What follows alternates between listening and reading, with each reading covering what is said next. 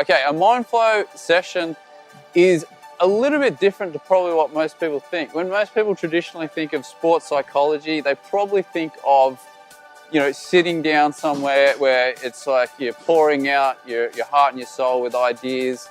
And look, let's not be wrong, that is a section of the pie where you have to express your ideas. But a typical Mindflow session is based around a very common process of where you do an assessment. You then have a look at a mental training plan of how you're going to go about things.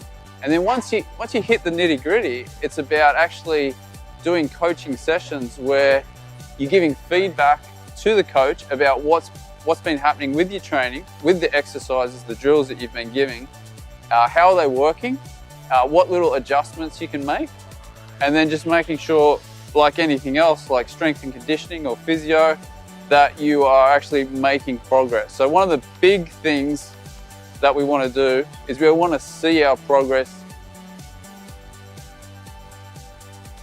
Yeah, so tracking is a big part of it, and as the old phrase goes, if you're not tracking something, well then, how do you really know if you're improving? So what we do at the start is a baseline assessment, just a nice simple assessment of a few factors mentally which relate to the athlete's general life and then also specific to their sport, okay? So one of the key things is you've got to get specific mental tools for your particular sport. All right, so in terms of tracking that, there's various ways that we can do it. We're not at the stage technology-wise where we put USB sticks into your head. We're still at the stage where we are talking about ideas, getting down numbers on paper, making some graphs, okay? Basically coming up with some numbers based on some information that we share. All right, so pretty much how it looks is if you're doing very intense mental training, you might have a report made around your mind and your training once a month, okay? And that gives you some good, clear feedback about what you've improved and where you need to improve going forward.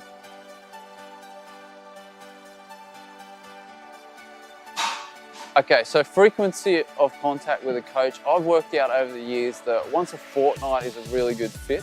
It gives the athlete a chance to go away and work on a few things, actually start to turn those into a bit of a habit, and then come back and process a bit more information.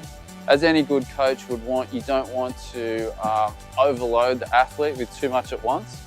So yeah, the general model that I use is about once a fortnight, depending on how much you're training. So it may be a bit different. If you're a full-time athlete and you're training 6 to 8 hours a day, you're competing a lot, obviously then you might want to increase the frequency so that you can monitor things a bit more closely.